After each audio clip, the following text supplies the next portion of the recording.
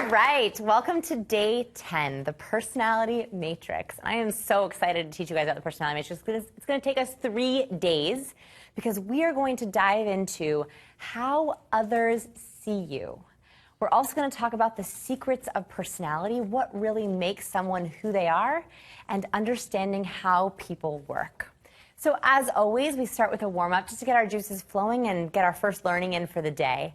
And today I'm asking you the question, what TV, movie, or book character is most similar to you? And by similar, I mean pick 3 shared traits or goals. And notice I didn't say what character do you aspire to be. I want you to think about what character best embodies you. So at home, I want you to write about that character in your book and list the 3 traits in your workbook. And I know a couple people in the audience have been thinking about the answers. Lee, do you have a little answer on who you think is most similar to you and why? Yes, I do. I think I am very similar to Bridget Jones from Bridget Jones' Diary. Yes, yes. I read the book first and then watched the movie. And both times I was like, this is me. She is exactly how I am. What about her really resonated with you? Was it a value or a characteristic or? Her personality, a lot of it, she's very silly, she's very clumsy. There's a lot of awkwardness about her, but yet she's still lovable and interesting. Endearing. Exactly. Yeah, I love it. Also, she is awkward, but she also has these moments of bravery that she'll do something out of her character to do. So that's also similar. So with this exercise, I just learned a lot about you, right? So this is a great conversation starter. First of all, I do not think you're awkward or clumsy, but I love that you say that she has these moments of bravery where she sort of steps up and tries something out of her comfort zone, and I love that. I want to try to get you to do more of those moments. You've already been stepping up, so I love it. Michael, you have maybe had a character in mind. Yeah, it's a bit corny, but Michael Knight from the original Knight Rider. Yeah, yeah. And what about him resonates with you? I always try to help people, even when it gets me in trouble sometimes. Yeah. I try to be brave, which is the same he does. And he's just so sociable, which is something I look up to and which I also try to be. Yeah, I love that. And there's no such thing as corny. There's no such thing as cheesy. Okay. I love it. So the reason why I start with this warm-up today is because this is a value solicitation exercise. What I mean by that is if I ask you, what's your personality? What are your traits and characteristics? You look at me and you're like, what? I don't even know where to begin. I don't know how to answer that. But if I ask you to pick someone who's similar to you, a character that you relate to, it's a hard question, but we can answer it. We can think of who do we resonate with, who do we relate to, and it helps us start to explore who we are in our own personalities. And that's exactly what we're going to be talking about today. So it's just getting that creative juices flowing to figure out who you are and what makes you tick. So we are in bonding. So we have learned our first impression through intention, triggering dopamine, the power of a captivating story, and confidence. We learned how to make emotional deposits, how to exchange with someone, with harnessing our curiosity, the art of listening, being non-verbally attuned, and the art of surprise. We also learned how to dig a little bit deeper, how to frack into people's emotional wells with vulnerability and how you have to be the highlight. And today we're talking about bonding, which is all about personality. So one of the things, the science behind personality, is something that we are fighting. We are fighting something that our brain does called lensing. Now, typically in this course, I'm talking about how to use our brain, right? I'm highlighting parts of your brain that we don't think about. This is one of the few areas in the entire course that I'm talking to you about something that our brain does that doesn't always serve us. It's a leftover from the evolutionary caveman days. And in today's society, it doesn't always help us. And it's called lensing. So Daniel Levin and Daniel Simons from Cornell University coined this term. And let me explain the experiment before I explain the theory. So here's what they did. They wanted to see if our brains notice everything that's around us. So they hired actors who were dressed like construction workers, and they had them go onto campus, onto Cornell, and ask students for directions. Now, one construction worker would find a student, and he would say, hey, do you know where Brown Hall is? And the student would say, yeah, I think it's down there, take the left. While they were talking, 2 other construction workers carrying a door walked between them, so they momentarily couldn't see each other. And 2 of the construction workers switched places. So what happened was, after the door left, the student was left talking with a totally different person who carried on the conversation as if nothing had happened. Does that make sense? So the construction workers come and the student's like, I think it's over there. And they turn back and it's a completely different person. But on average, when they ran this, only 7 out of 15 people noticed it was a completely different person. Imagine what this would be like, right? Someone comes up to you, you look right at them, you turn away for a second, and you turn back. Do you think that you would notice it was a different person? Most of us, 100% of us, in fact, say we would indeed notice if that person was different. But what happens in actuality is we don't. It's because our brain does something called lensing. We put people into categories like stranger or construction worker. And by the way, they did this with more and more brazen actors. First, they had 2 white men, and they had a white man and a black man. People still did not notice. Then they changed it from a man to a woman, and people still did not notice. In fact, on my website at sciencepeople.com/PQ, I have a video of this experiment in action, where you can actually see people do not notice that a completely different person, even man to woman, they do not notice that it's a different person. Yes, so our brain does this because there's so many things our brain has to do. It has to keep track of the environment, has to see if we're safe, it's thinking about what we have to do next, what we had for breakfast, that we actually take these mental snapshots where we don't truly see the person who's in front of us. And this happens all the time. We're with people and we think that we're seeing them, but actually what we engage in is wishful seeing. So we learned about wishful hearing, or we hear what we want to hear. We also engage in wishful seeing. We don't truly see the person who's in front of us. So today is all about stopping lensing and making sure we are genuinely seeing the person who's in front of us, that we're not assuming what we see, that we tap into their real emotional needs. MIT Media Lab has found conclusively we also don't know how we come across. So not only do we have trouble seeing who someone really is, we also don't know how people see us. So I have an exercise that I want us to do to help us figure this out. In your workbook, I have a chart for you. And in this chart, I've split it up into 3 different columns. I have the real column. This is who you really are. Then I have the projected column. This is what you project out into the world. It could be the same, it could be different. And then I have how you think you are perceived. So how you think people perceive you. Now, the goal of this course is to make these congruent, is to make them all the same. So that you are warm, really, you project warmth, and you're perceived as warm. But the problem is sometimes is not always the case. What we actually are is different than what we project, and that's different than what's actually perceived.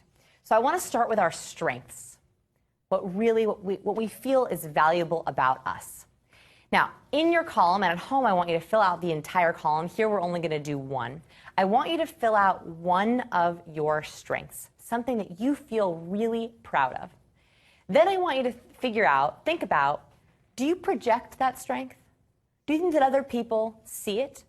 And in the last column, I want you to see, is that perceived correctly? Here's an example. So I did this with a student recently. And she said, one of my strengths is I'm a problem solver. I love to solve really complex problems at work. Projected, she says, but I think I project humility. In the workplace, when someone comes up with a problem, I actually am not the first person to jump in and say, I want to solve that. I might solve it privately, but I'm afraid to talk about my solutions. So what she comes across as is meek.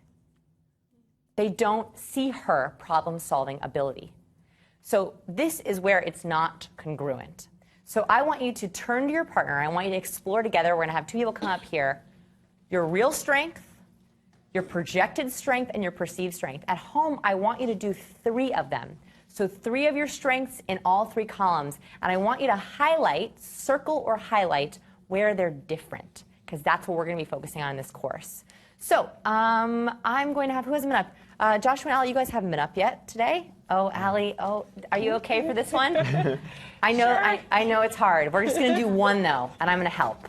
I'm going to help. Come up on stage, turn to your partners and start. So, if you guys want to stand a little bit further back, right here, perfect. Okay. Okay, so I'm going to give you a second to think about it. Is that all right? I'm going to put you on the spot first. Yeah. All right, so Joshua, what is a strength that you think you have? I think I'm able to just connect with people. Just Connect. Okay. Do you think that you project that desire to connect? I'm not 100% sure, but Yeah? I think I do. Yeah. I think you do. Do people perceive that connection? What do you think they perceive when they first meet you? They perceive me as just being just like genuine, just wanting to listen to them and. Okay, so yeah. the desiring the ability to connect. I love it. So for you, that is congruent. Okay. Okay, because you want them to be all the same. That's exactly what you want. Give me one other strength. You're thinking about yours? Oh, I was listening. Yes. You can He think about is yours. a great listener. You are a great listener, and you are a That is great thank congruent. you. That is absolutely true. I want you to think about yours. I'm going to have Okay. you do one more. So what's another strength that you have? That was so perfect. So I want to dig Another deeper. one. I guess I love giving advice, and I think I give really good advice when Okay. people need it. All right. So you're a supporter. I love it. Do you think that you project that to people? Oh, definitely. Yeah. I make sure if they need it and if they want it, I give it to them. Love it. And Yeah. how do they perceive that? When someone in your life needs support, do they come to you? Yeah. I think I actually absolutely agree that they do. So I want you to even heighten that up. Okay. That you have congruence across them. That means that you show your real self is who you project and what you're perceived as. So I want you to encourage your friends when they come and they ask you for support, or they come and they want to connect. Tell them, I'm so happy that you connected with me. Right? Use the Pygmalion effect and be like, I love doing this with you. This is one of my favorite parts about connecting. Okay. All right. All right. Thank you. Yeah, Allie. Okay. So what's one of your strengths? I'm a great listener. I agree with you. So, you're a great listener. How do you project that? Oh, now see, this is where I'm a little lost because Yeah. I think I'm perceived as a pleaser. Okay, so let's skip that column. So you think that you're perceived, your strength is a good listener. People perceive you as just pleasing. But Yes. actually all you want to do is listen. Yeah. So what happens in the projection stage that makes that perception a little bit different? What makes them perceive that as people pleasing as opposed to a great listener? What happens in there? I don't know the right answer here, so we're going to talk about it together. Yeah, I don't know. So when you're people pleasing with someone and they're listening, what happens there? Are you saying yes? Are you I think I'm so anxious to help. okay? That's projected. Okay. So what's projected is anxiety to help. And that comes across as being a people pleaser. So what I want you to think about is how you can turn that desire to just listen into not necessarily saying yes all the time, not necessarily anxiety, but showing them that you are truly there for them.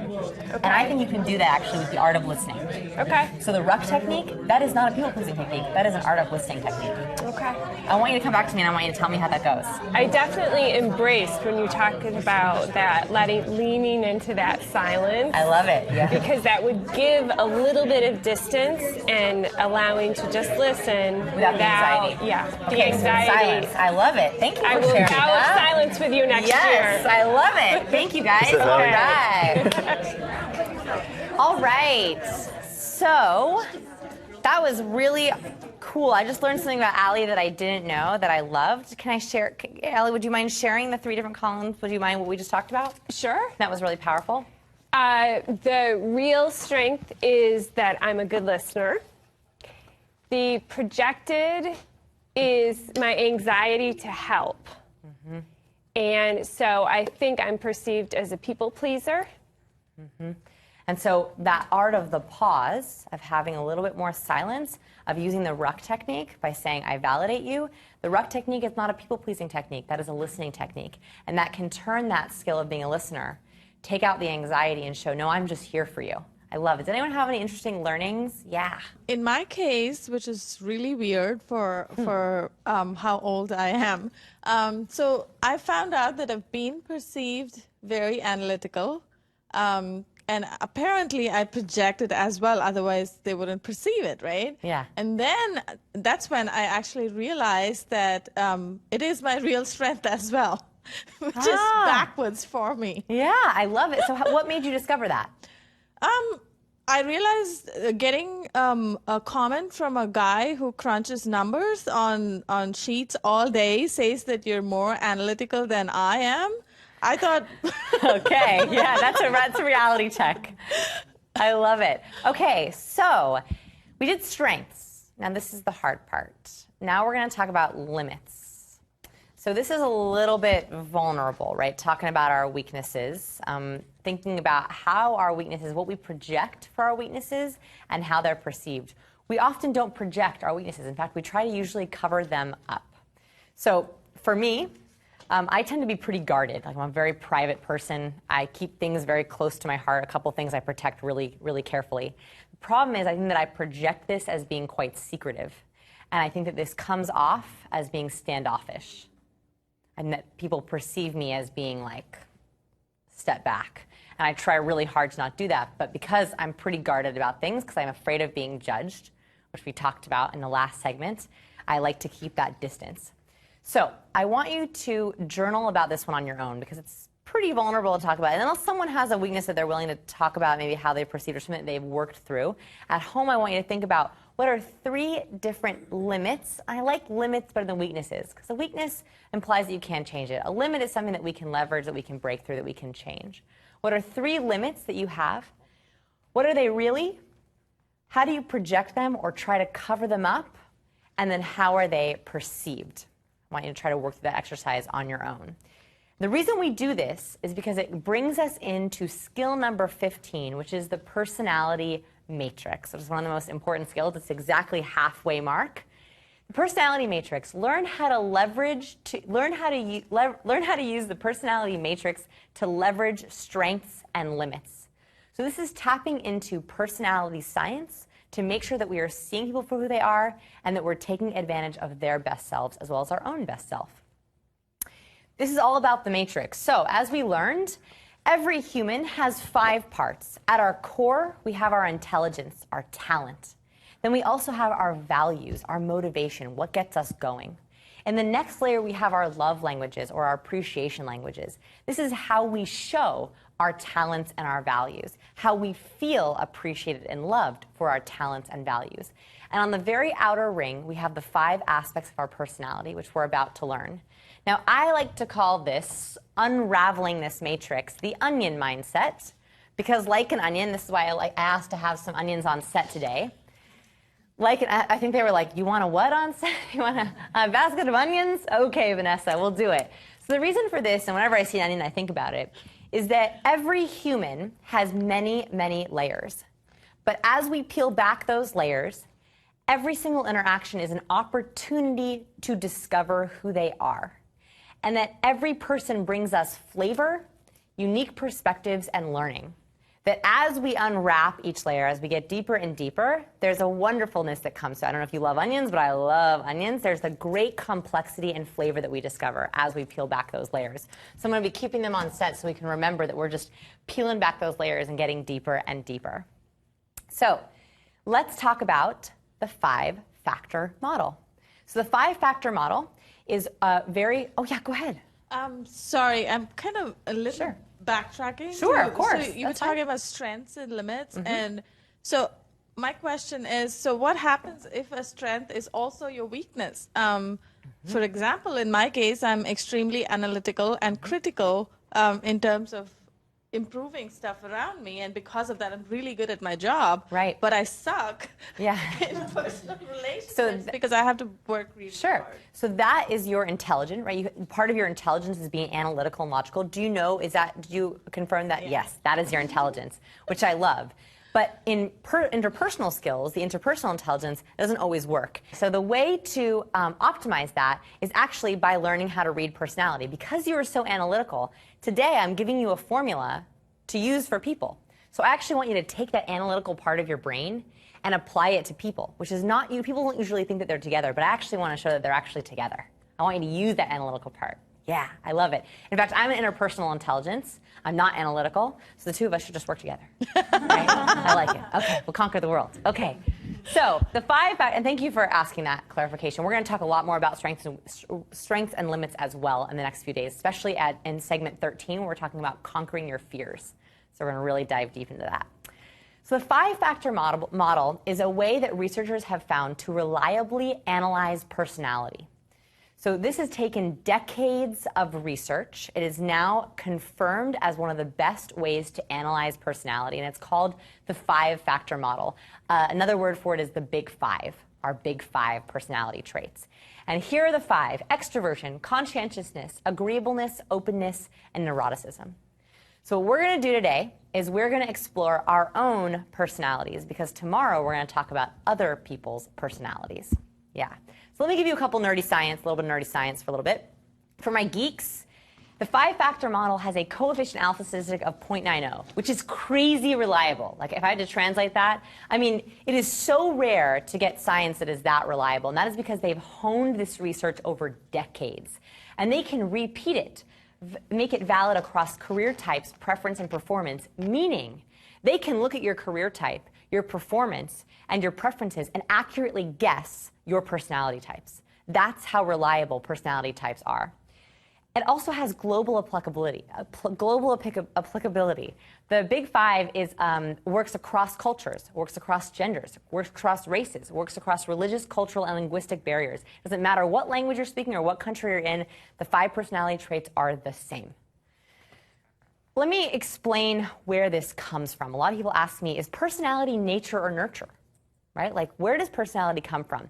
So research estimates that 35 to 50% of our personality is from DNA.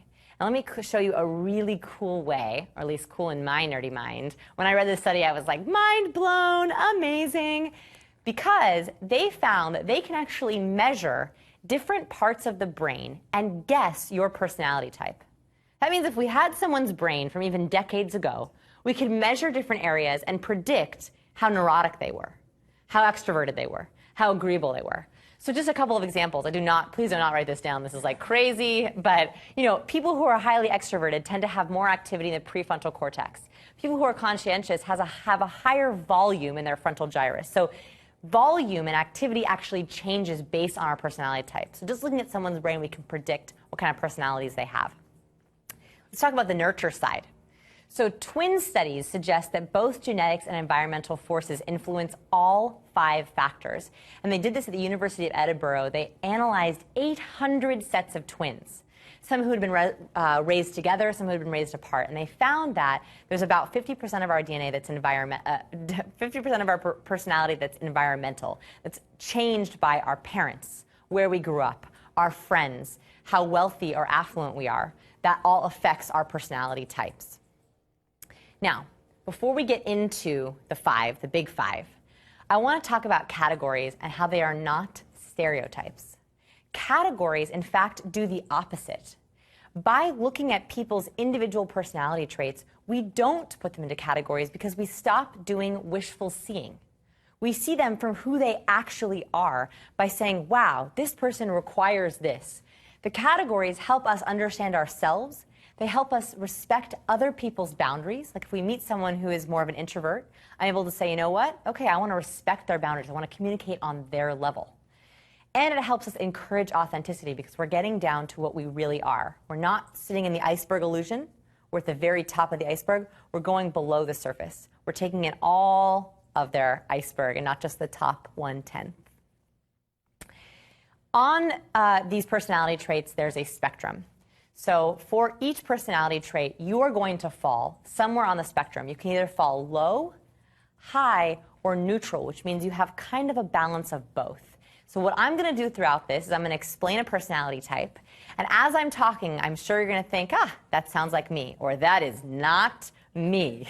And what I want you to do is I'm going to ask you, does anyone think that they're high on this personality type? High is thumbs up. If you're not sure or you think that you're neutral, you can give me just a fist. And if you think you're low on the personality trait, you can give me a thumbs down. The only thing I don't like about this is that thumbs down or thumbs up, there is no good or bad, okay? There is no right or wrong on the personality trait, but it's the easiest way that I can see kind of where we fall. At home, you are lucky. You get to fill out in your workbook a complete chart of your personality traits. Now, we're going to start with guessing. Just what feels right to us. At the end of today, I'm going to have you confirm your personality with an official test. It's called the 44-factor test. You're going to take it, and you're going to know exactly how right or wrong you were on your guesses, which is also kind of a fun activity to see how well you know yourself. Are you guys ready? All right. Extroversion is the first one. So people who are high in extroversion, they tend to be outgoing, assertive, sociable, and talkative. They always seek out the company of people. They love being around people. And what they appreciate most is enthusiasm. They tend to be very optimistic, and they love to celebrate, to have that camaraderie with people. People who are lower in extroversion tend to be more shy, more reserved. They are private. They hold things close. They are more inhibited. What they seek, what they love is space and quiet. What they appreciate is solitude. So who feels like they're high on this guy? Who feels like they're low? I see some lows. Anyone not sure or feel like they fall in the middle? All right, at home, I want you to write down your answers in your chart. So who's high again? So tell me about that. Ariana, yeah. So, Oh, yes, Mike, I'm sorry. Yeah. so I switched between high and low, and I haven't been able to figure out any pattern whatsoever. So it could be in situational, between. but we're not sure of the pattern. Yeah. What are the when do you tend to be high extrovert?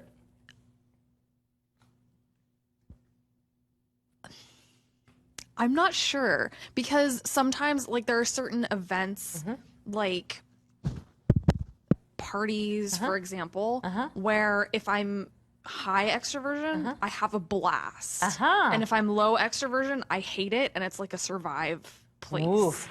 Okay, so we are going to talk about that in optimizing tomorrow. So I want you to think about that, because I want to dive into that, of why certain times it works for you and sometimes it doesn't work and it flips you. How about some low? I had some low hands. So tell me about what that was. Terry, did you have low? Tell me about that. That's me. I mean, everything listed there. Shy, reserved, private, inhibited, space, and quiet solitude. This is you. Yeah. Okay. Totally. 100% you. Yeah. All right. So at home, I want you to fill out your chart. What we're going to do, if you want to get ahead, you can also fill out a matrix for your intimate. So the person that you're closest with, I want you to not only fill out your chart, but I want you to fill out their chart as well. Yeah, Maggie. I have a question about this one Sure. because I find that I'm not always the most outgoing, assertive, sociable, talkative, but I love people, even if I'm like the quiet one in the group. Like, that energizes me. Would Yeah. that make... So you fall in the middle, which is very similar to Okay. me. In certain groups, I'm super extrovert. Other times, I totally shut down. That is the perfect example of right in the middle, right? That you seek people, but you're not always here. Sometimes you're more here. That's perfectly balanced, yeah. Why is this helpful to know about yourself? Why is it good to know what you seek and what you appreciate, what your personality types are? Van, how about you? I think it makes you feel like you do kind of belong to a certain, I don't know, group of people, that there are other people out there that are like you, and you're not so isolated from the world. Cool. Okay, that was an answer I hadn't actually heard before. I love that you're not alone. If you're inhibited or reserved, or you're like, oh God, I just want to be around people, there are other people like you, and that is totally a normal part of the personality spectrum. I love it. I want to give some interesting science on high extroversion. I read this study and I was like, this gave me an insight into myself and to other extroverts in my life, so I wanted to share it. Forgive me, it's a little bit sciencey, but I'm gonna try to make it really applicable. Here's what they found. They found that people who are high extroverts carry a special form of a certain gene. They carry a long form of the gene DRD4. What does this mean? Why do they have different genetics? This gene makes it so that we have higher risk for reward. So people who are high extrovert, one of the reasons they might be high extrovert is because they carry a gene that when they seek something new, when they go into a new group of people, when they skydive, they actually feel a greater boost of dopamine in the brain. So they experience and feel positive emotions more strongly. That could be, they think, one of the reasons why they're extroverts is because they seek people, they seek new experiences because they feel it more pleasurably. Where people who don't carry a longer version of the gene, it's not worth it. They're like, why would I go to a party? It's not going to give me that much pleasure. Whereas an extrovert is like, ooh, I could get a dopamine burst. I could get my crack. I could get it, right? That could be the explanation. That really helped me understand some of the very high extroverts in my life. When they're like, let's go to another party. Let's nightclub all night. Let's go to a rave. And I'm like, a rave? It's my bedtime. Like, are you crazy? It's because they want that positivity. Where I'm like, it could be bad.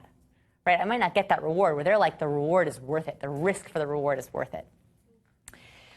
Interestingly, nomadic tribes tend to carry long forms of DRD4. And that's one of the reasons why they are constantly seeking. They're seeking other groups, they're seeking new places that they like to experience new things. The risk is worth it for them.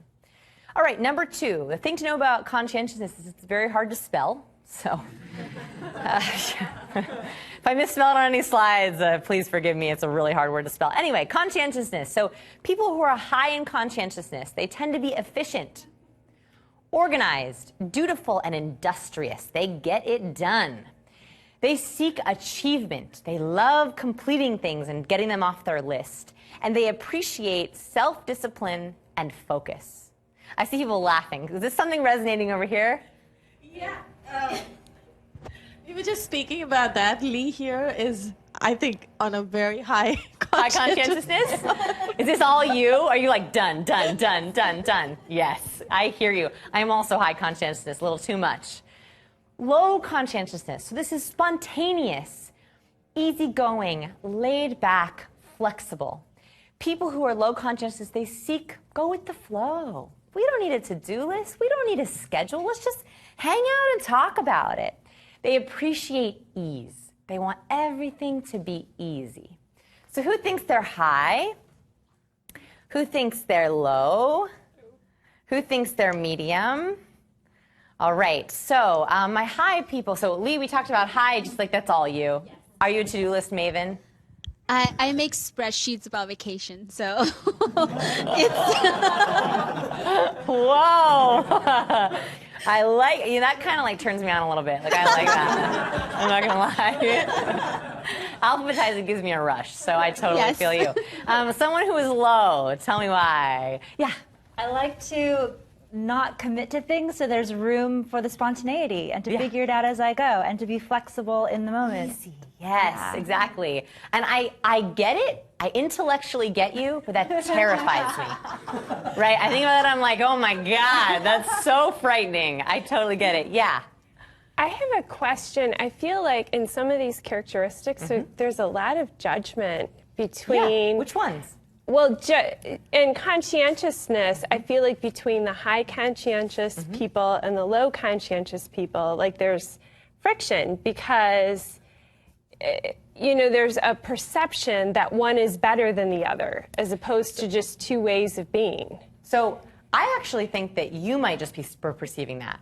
Okay. You might be perceiving that one is better than the other because I think both are pretty great. Well, I do too, but I sometimes feel judged for my need to be... I love it. So now we got to the heart of it, that you feel judged for your personality traits. Yes. So it's not necessarily that these are judging, but that you have felt judged for who you are. So where do you fall on here? I'm going to say I tend toward high where I'm a situational low conscientious. So you're more middle. So where have you felt judged about that?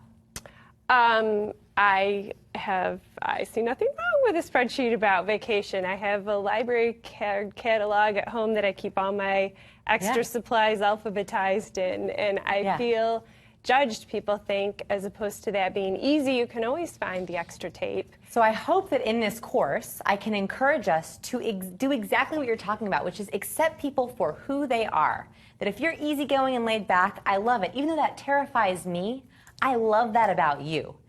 Now, having a spreadsheet about vacations, I love it. But for someone else who would be like, oh my God, that's terrifying, at least we can say, I appreciate that about that person. That if I need to get something done, I'm going to them. Right? So this is about optimizing. It's not about feeling ashamed. It's about saying, I want to honor someone for who they are naturally. But I think it's very interesting that you brought up the judgment, because I think that a lot of us have felt judged about our personality traits. For example, my husband drives me nuts with how efficient that I am, and he's like, well, I call it efficient, he would call it anal. Difference in words. And so I often feel judged, but we now speak the same language, where I can say, it's my high conscientiousness is kicking into gear. I'm high C. And he'll laugh and he'll be like, I'm a low C. I'm a low C. I got to take it easy. So it lets us speak in a different language so we can respect people. And I want to talk more about that as we keep going. Yeah. Yeah. I also, though I might not, I'm high most of the time as well, though not a crazy spreadsheet person, but I would want to travel with that person. Totally. Oh yeah, that'd be the best. Because they're like, super organized. Fantastic. Yeah, and I the love low it. can like enjoy the vacation. And I love traveling with easy laid back people because they calm me down. right? They're the ones who are like, you're exhausted and it's your vacation. Let's like cancel the tour today and let's just take it easy on the beach. They calm me. They settle me down. So it's balancing out those traits. Yeah. So why is it helpful to know this about ourselves? We just talked about it, right? We're able to honor people for what they naturally do. And we're not going to ask someone who's high conscientious, just calm down, take a chill pill, right? You're literally telling them, don't be yourself. Don't be who you are when you tell them that. And that is the most disrespectful thing you can do. Yeah. So in so many areas of your life, relationships, friendships, business, it's so helpful to know this about yourself and what you need, because you can hire people or get in relationships with people that complement it. I love it. So, and be able to set boundaries. Yeah. I love it. All right, agreeableness. So people who are high in agreeableness tend to be very accepting. They're compassionate. They're cooperative. They trust very easily. They're compliant. They seek being nurtured and nurturing. They love teamwork and they love working with team players. They appreciate politeness. They appreciate working together. Low agreeableness. They tend to be much more analytical. They're more detached. They don't want to get into the emotions. They want to look at it logically. They're a little bit suspicious at times. They're more prudent with their decisions. They take more time and care before they make a decision, and they're very direct with their ideas. They seek caution. They want to make sure they have enough time to analyze everything before they have to make a decision, and they appreciate straightforwardness. Now, one struggle that I had, which is speaking to what you were saying, Allie, is that I had a really hard time finding adjectives that weren't negative or positive. I had a really hard time because there is no right or wrong on either side. But people tend to think that maybe suspicious could be negative. I don't mean it in a negative way. It's just the way that they make decisions. So I hope you'll forgive me on the adjectives that I had to use. That there's no positive or negative. It's either one. I'm just trying to get us into the personality type of that mentality, if that makes sense. So I hope you'll forgive me on that. Yeah. I'm already finding that I'm in the middle on a lot of these. Yeah. And I don't know if that's just because I'm flip-flopping or if it makes me feel very vanilla right now. I can't. There's no such thing as vanilla. I can't wait for you to take the actual test. Okay. So if this is something to learn about yourself, right? And one of these might be actually that description itself, is that when you are doing these, if you can't decide, if you're having trouble deciding, that could be an interesting thing where I need more time to figure it out. I need someone, a third party, to verify for me. I need to make sure. So the 44 inventory that we're going to take at the end, this is part of our challenge. I can't wait to see if you are actually in the middle. Yeah, we're going to confirm that. Check back with me on that, too. I want to hear it. Who feels they're high agreeable? Who feels like, high agreeable. Who feels like they're low agreeable? And who feels like they're maybe right in the middle? Yeah, so high agreeable people. I saw a bunch of hands go up. Who was that? Yeah, tell me about it. That's just completely me. This is the side as you. Accepting, compassion, cooperative, trust, and compliance. Yeah. I love it. And I think sometimes it can get into the people-pleasing mode. Yes. So when I'm aware that it's getting into the people-pleasing mode, I try to rein back and understand why it's getting into people-pleasing, and I'm not keeping my boundaries. But that's been a tricky thing for me. So tomorrow, I'm so glad you brought that up. Tomorrow in Optimizing, we're going to talk about exactly that. The pros and cons of high and low.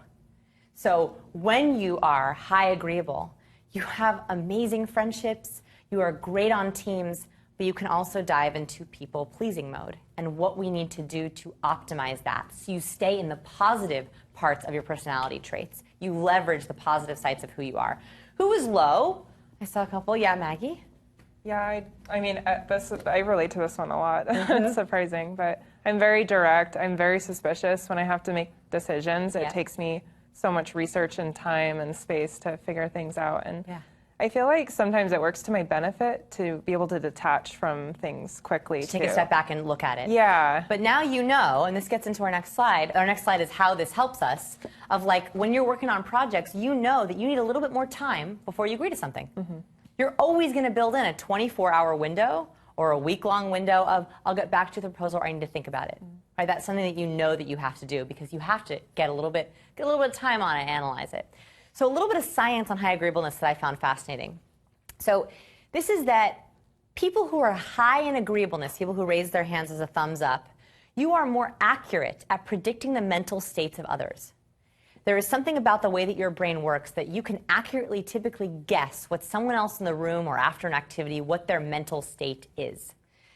You spend more time, way more time, processing feelings. So you think through feelings as opposed to just the logic, and that's very important for us to know. Give yourself space to process feelings. That's not a bad or a good thing, but if you know that you need that about yourself, then you can say, you know what, before I make a decision, I don't need to do a pro and con list. That's not the way I think. I need to spend some time and process the feelings. That could be out loud with a friend, that could be journaling, but it's not a pro and con list for you, necessarily. They also are much quicker to forgive, and they're slower to anger, even when people are worthy of blame. So they found that in competitions, that when someone has been wronged, people who are high agreeableness didn't hold the anger, they didn't hold the grudge. They were like, it's okay, even if the other person was wrong. Just a couple interesting things to know about yourself if you're high agreeable. So why is it helpful? Well, we already heard an example from Maggie. Anyone have anything else where they feel like it resonated with them and they are going to make a change based on that notion? Who is high again? High? So Lacey, what are you going to do with this information? I'll interact differently with colleagues. Like, any time that the things on the high aren't acknowledged, it drives me crazy. Like, nothing will make me more mad than when something on there doesn't happen. Yeah. Especially with relationships and team player, like, that's it. That's a big deal. Right. And you value that. Right. But that's not everybody. Yeah. So in interacting, instead of jumping to the conclusion, well, they're just not this. They just don't care. Yeah. I'll actually think this time, oh, maybe they're a low in this area. They're low agreeable. It's not that they don't care, they just think a different way. They process relationships a different way. Yeah, absolutely. Neuroticism. So, neuroticism, if you're high in neuroticism, think like Woody Allen, it's a high neurotic, extreme character, okay? So you're very sensitive, you tend to be much more nervous, you're more reactive to situations. You also constantly feel vulnerable.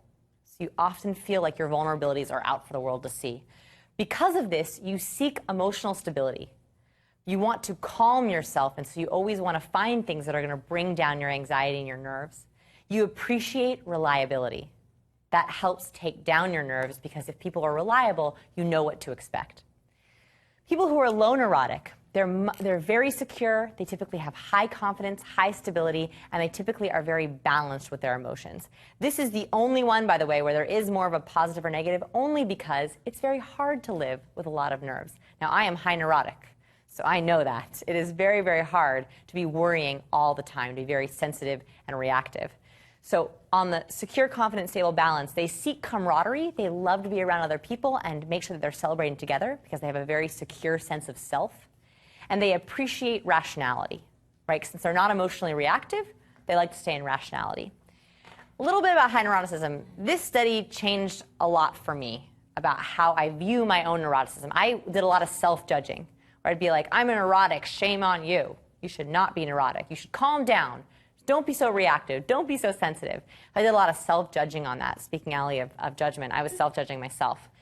When I read this study, it helped me give a little bit more understanding into my own personality. So they found that people who are high neurotics carry long forms of the serotonin transport gene. Let me just go into what that is. So serotonin is what often relaxes us.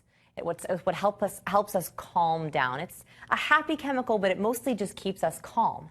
So people who are high neurotic actually carry a long form of the transporter gene, so they don't carry serotonin as well, which means that we have a greater response to negative events. When something happens, we get much more anxious and negative because we think of all the possible horrible what-if scenarios that could happen. And this is because we don't have as many transporters to carry that calming, relaxing serotonin. So we tend to experience negative emotions and experiences more strongly. We also have much higher rates of depression because we experience negative things more severely. We have trouble seeing the light at the end of the tunnel. Another thing about high neuroticism is they are much more unsure about what makes them happy. When you talk to high neurotics about their passions, about what makes them happy, that question freaks them out. Because they're like, I don't know what makes me happy. And then they feel freaked out, they don't know what makes them happy, and they get even more upset. and this is across the board, you are not alone. The reason why I share these is because I don't want you to self-judge like I did. When I read this, I was like, there's some science here. I am not the only one who feels this way. This is okay to feel that way. They also have a much more unstable sense of self. So occasionally, and I'd be curious, Van, what happens is that sometimes high neurotics are afraid to fit into one thing, and so they tend to flip-flop and try on things, and they see what feels better. So we'll see if that's the case. So this is a quote from Paul Costa, which is one of the leaders in this experiment, which I had to put on here. And he said, they keep trying on new self-definitions like an insomniac who can't find a comfortable position in bed. So it's an interesting way to think about who we are. Mount Everest climbers rank really low in neuroticism, by the way. They polled, it was the first time they ever did the Big Five personality test for all the climbers who were on Mount Everest base camp. And they found that people who climb it typically are low neurotic because they worry less. They don't think about the negative outcomes as much. They're not worried. They're like, it'll all work out. It'll be fine. I have confidence in myself that I can climb it. So who is high neurotic? Who is low neurotic? Who is not really sure, feels like there might be right in the middle. Okay, so low neurotics, what about that resonated with you? Or were you confused by the high neurotic side? Yeah. For me, it is that sense that it's all going to work out. You know, I always get that feeling when there's some big event or something that happens, and there's a lot of sort of panic. It's like, you know, we survived up to this point. We're going to survive again. We'll be okay. Yeah. Yeah. So I feel really bad for my content producer, Brian, because as a high neurotic, I think of every possible horrible scenario that could happen while we're filming. Right? So every morning I'm like, what if this happens? What if this happens? He'd be like, it'll be fine. It'll be so fine, because he is low neurotic. And so now I can finally speak to him with the same language and say, I'm so sorry, it's my high neuroticism that's going off. I cannot help it. Right? So at least we have the same language, so he knows where I'm coming from. Who was a high neurotic? Yeah, so tell me about that, Joshua. Yeah, so I was a lot of very sensitive, was very unsure about myself, a lot of self-judgment and self-criticism. But after a lot of work on myself, I got to find out why I was like that, and I able to change the way I thought about myself. So it's a lot easier, but I'm like in the between high and neutral. Yes. So I'm like going up the scale. So here's the good news, and I was going to save the really good news for tomorrow, but I'm going to say it now, is that we can optimize and design our personality types. We can move towards an area that we want. And remember, some of it is genetic, but we can work on, by being self-aware, where we want our personality to go. One thing that I work on is being less neurotic, right? And I have ways that I do that. And so tomorrow we're talking about optimizing personality. How if there's something about you that you think you want to work on, that you want to maybe live with less neuroticism, or you want to be, low conscience, whatever it is that you want to be, there's ways to optimize and change that. It's called the free trait theory. So we're going to talk about that tomorrow. So why is it helpful to know this about yourself or your intimate neuroticism? How could this help you in your relationships? How you interact? Yeah. It seems to me, I mean, I have a few folks that I would define as neurotic in my family, and they seek that sort of calm out. And so there's nothing wrong with that. You can just say, well, this is what they need, so I'm going to give them a little bit of that, and then it's good. Your reliability is exactly what they seek and appreciate. The greatest gift you can give them is that calming mentality, that, yes, I'm your rock. I can be reliable to you, because that helps calm them down. I love that. That's a wonderful way to be supportive. Yeah. I think another interesting thing that I found out is because I am really on the other side, like completely low, I also attract people who are extremely on the other end. And because of that, I used to think it was just me.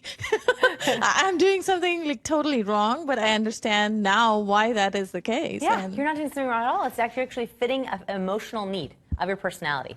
All right, let's go through the last one. So there's been a lot of argument over the title of this personality trait. So I gave the really long title, which is openness to experience and intellect. It's also called curiosity. For the duration of the course, we're going to call it openness, but I know that some researchers will get really upset with me. So here's the long title. I'm just using a short name. People who are high in openness are very inventive. They're curious. They're adventurous. They're dreamers, and they're creative. They have high creativity. They seek fun and novelty, anything to get their creative juices stimulated. They appreciate independence because they love to be able to explore. On the low side, people who are low in openness are very consistent, practical, they're cautious, they're careful. They tend to be a little bit more conventional because they're not so sure how much they like the new things. They seek predictability. They want to predict what's going to happen, and they appreciate routine and habit. So, who thinks they are high openness? All right, so tell me about that. Who wants to tell me about their high openness? Yeah. Yes, all of those things are definitely me, even to the extent of, like, when I had a birthday, instead of getting a big cake, my friends got like a bunch of little cupcakes, so I wouldn't have to just have one kind of cake. I could try different kinds. Yeah, your friends know what Right? you love. Yeah. I love it. And JK, you raised your hand too. Well, yeah, but I think all of these, I've found it struggling. In fact, I'm seeing some of our online audiences saying the same. They're finding everything is coming in the middle, and I am finding everything coming in the middle for me. That is why verifying makes me it. anxious. Yeah. Oh, it's making you anxious. I'm sorry. So that's a very important learning to know about yourself. You fall in the middle. Wow, what is it about these things that are making me flip-flop? And you can actually highlight in your workbook, write the words that are making you conflicted on both sides. And then when you take the test, I want to see if you actually fall in the middle. Most likely, rarely everyone is in the middle. So I want to see how different that acts. Yeah. I'm feeling the same way, but until this one, I know what I am on this side. What are you? I'm high. You're high. But I just had a realization a few moments ago, and that was that my mother tends to fall on one side, and my father falls on the other side. So somehow I'm probably, that's the reason why. So your genetics and your environment are at play to push you in the middle. Right. Ooh, that's super interesting. Who's low? Who's low? Who's low openness? So we have. So I would say it's. Yeah. I would say it's situational. Yes. Like even like depending on the day of the week. So when are you high? When are you low? Like weekdays, when I'm working, I'm like habits, practical, like, routine. Yeah. But then when it's a weekend, it's like whatever happens. So you play high and you work low. Yeah. Yeah. I love it.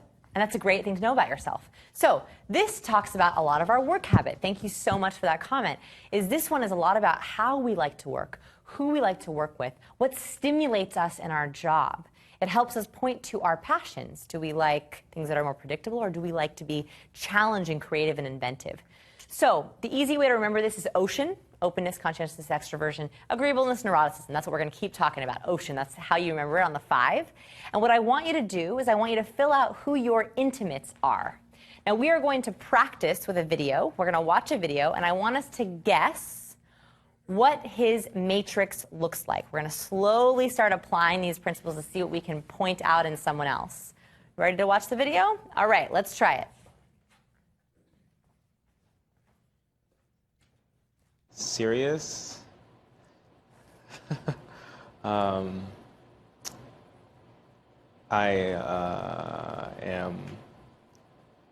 going to hyphenate to myself. I like my solitary time. I don't know the third word, one single word. I like being multifaceted, though. Yeah. I had my ideal Sunday yesterday. So I hung out with my girlfriend for a bit in the morning, and then the rest of the day I had to myself 100%. I worked on some photos. I caught up with a couple of friends, not in person. Did some housework, and had plenty of time at the end of the day to wind down before getting ready for the week mentally. All right, so one of the things we're going to do in this course is you'll learn that after only a couple seconds of answering, you can actually start to see people's personality traits. In fact, the conversation starters, the killer conversation starters I gave you, are unlocking personality questions.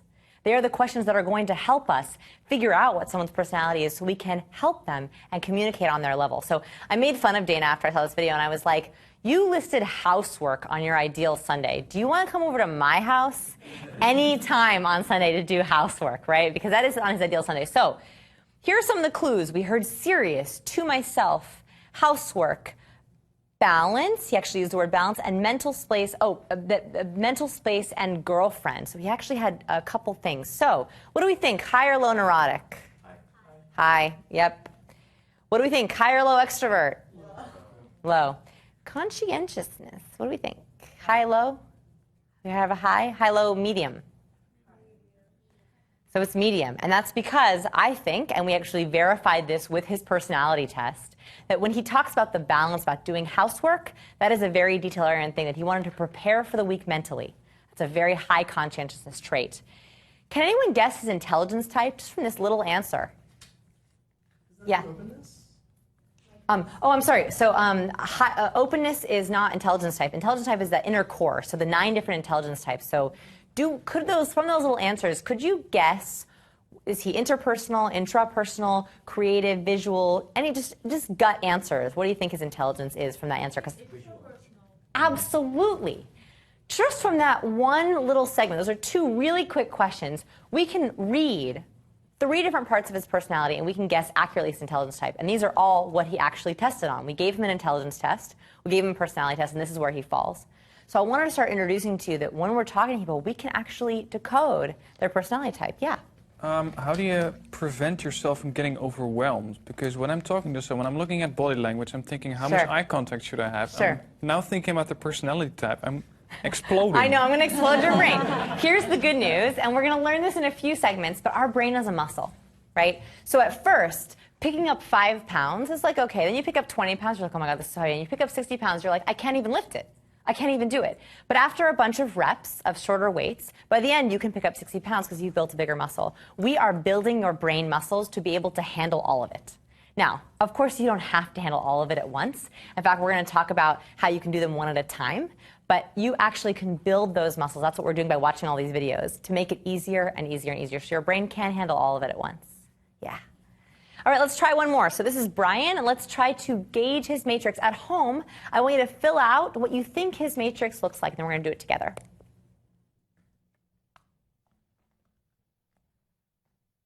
I am positive, impatient, but getting better, and thoughtful.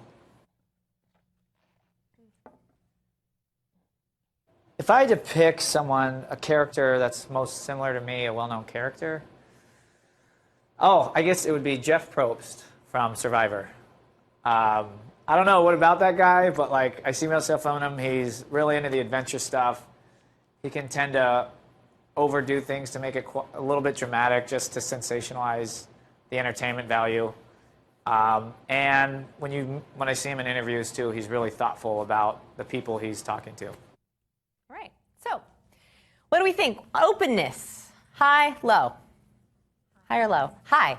Yeah, absolutely. Talked about adventure, Jeff Probst, right? That's something he really admires. And so, positive, thoughtful, improved impression, and Jeff Probst are our clues. So, high openness, absolutely. What do you think about neuroticism? Low? Neutral. Very, very good. What were the clues there? How did you know that? I heard medium. What about that did you know? The impatience, I think. Impatience, but getting better, right? So he recognizes about himself and he's trying to fix it. I love it. You guys caught that. Oh, I gave it away. He's a high extrovert. And why do we know that? Help me out. He seeks people. Seeks people. He loves the drama, right? He talks about, he does it just for the drama. Intelligence type. I think we could get his intelligence type from this little interview. It's hard, but anyone want to take a stab at what they think it is? Intelligence type? I'll give you the clue that tipped you off. Positive and thoughtful. Guess. Yes, Hashit, yes. Interpersonal? It's intrapersonal. Interpersonal is his second. Very, very close. Intrapersonal, talking about thoughtful. Now, we're going to explore that one a little bit more in a session coming up. But intrapersonal, that he's very thoughtful. And we're going to learn in a later answer how much he likes self-development, which also hints us to his intelligence type. So some inspiration here is that Fortune 500 companies also use the big 5 factors. Many of them use the 5-factor model to predict job performance, job satisfaction, how happy someone will be in a job, and performance. So we talked about how the Big 5 can help you in romance, business, and social situations. This can help you find the right partner and support your partner. This can help you work with your colleagues and make sure you're supporting them and that you're working at your best level in business. It can also help you socially to make sure that you're supporting and speaking on the same level as your friends. So here's what's coming up. We are learning how to optimize interaction. We're going to learn what makes people tick, how to design your personality, and how to be your best self. And then we're going to talk about speed reading people, how to do this very, very quickly, how to trust your first impression when you first meet someone, how to bond quickly, and of course, the art and science of speed reading. Our challenge for today is I want you to take your Big 5 test. I want you to confirm your thoughts. Before you take the test, at home, make sure that you write what you think you are so you can confirm to see how accurate you were. I also want you to guess your intimates. What do you think they are? Where do you think they fall? You can even have them take the test, and you can talk about their answers together. Lastly, you can confirm your Big 5. And in your workbook, I have a couple of ideas about how you can confirm it. Here's what I mean. We sometimes have a little bit of self-deception, where we hope that we're low neurotic, but maybe we're not so low neurotic. So one way, if you feel brave enough, you can confirm your personality, is you can have someone else take the test as you.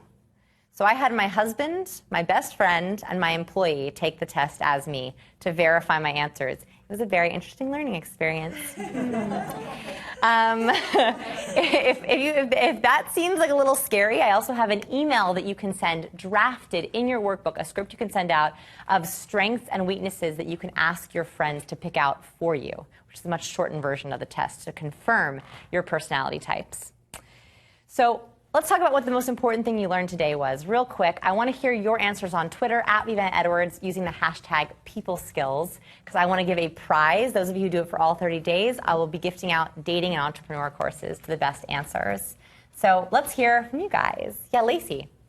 I tend to judge myself a lot and feel like I have to be a certain way to people. And it's nice to know that it just is. Like, I'm high, low, in between, and it just is. We love you the way you are, and you love yourself the way you are. Right. Yeah. Yeah. And then I judge less as well. Yeah.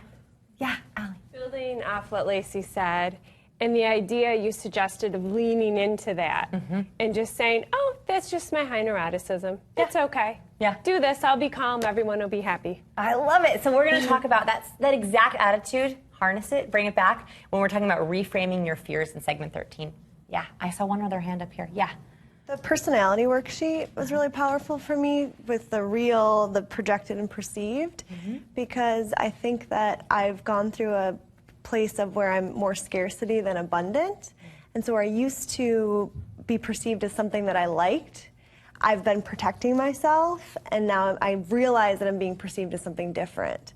So that is really going to change the way I interact with people. So I hope that I can challenge you to revisit this exercise every few months.